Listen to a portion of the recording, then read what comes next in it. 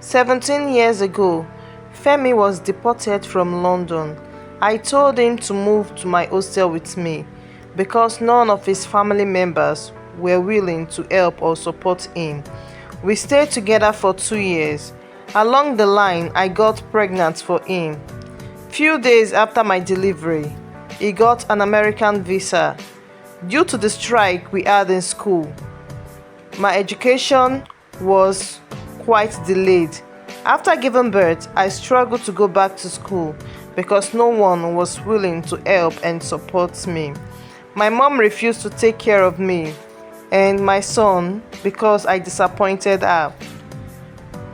I was told to carry my cross by myself.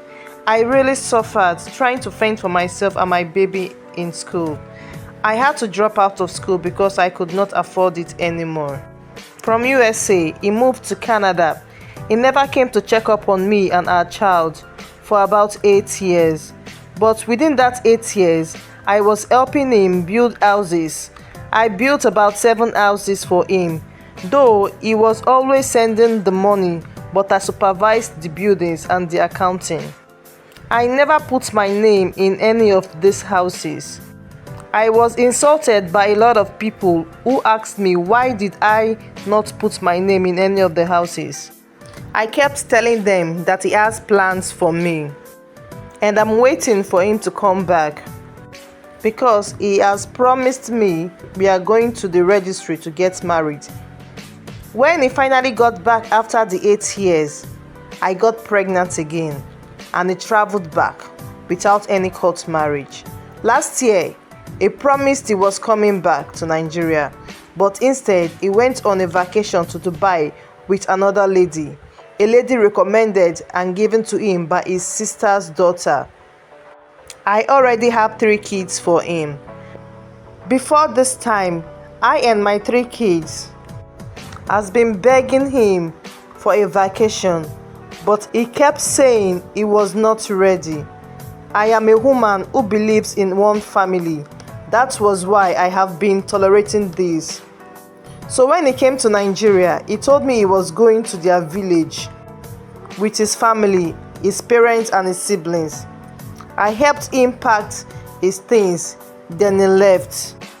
The next day, my friend called me that she saw my husband's pictures getting married in his village. I almost fainted. When he came back, I did not confront him and ask him anything. So when he was about going back to Canada, I asked him, "Did you go and get married to someone else in your village?" He said no and insulted me, and I should not accuse him of it again. So I went ahead to ask his family if truly he went to his village for introduction with another lady. They all denied it and said they never followed him anywhere. I kept asking myself the whole time, where did I go wrong? Over the years, I can count more than 13 girlfriends that he had something to do with. Whenever I confront him, he would call his family members, telling them that I want to kill him. They would call me and ask me, did he ever bring any woman to the house? So why did I want to kill their brother and their son? Some of my friends in Canada kept asking me if we were still together because they kept seeing him with a particular lady in an African store in Canada. For the past 7 years, he and this lady have been living together. He promised me that whenever he gets his papers, he was going to fight for me and my kids to join him there, only for me to find out later that he has started planning visa for the kids without me. He wants to take my kids to Canada without me. When I confronted him, he told me it was only a vacation. He sent allowance for his kids, but he does not give me a dime.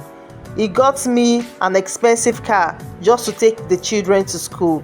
Whenever he comes to Nigeria, he hardly spends time with me. He was always going out and coming back late. All these years, I have been faithful to this man. He never cared about my needs. There was a time when my room got burnt in the house, only in my room. Everything I had got burnt, all my clothes, my money. My documents, everything I had got burnt. I had no clothes apart from the clothes I wore. It was people who told him to give me some money to buy clothes, after I was always seen with one clothes. The last time he came to Nigeria, he noticed that I was a complete different person. He collected all his documents from me. He put them in a safe and locked them up. I remembered when we just met, he was nice to me. He just changed all of a sudden after I started making money. At some point, he went ahead to pay my bride price. So right now, it's like I'm stuck with him.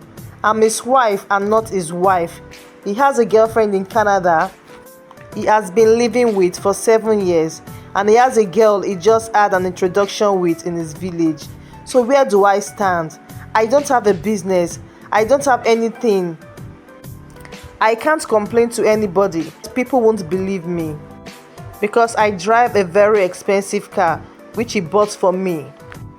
He is a very manipulative man. I wish my mom would return the bride price. I don't really know where to start from.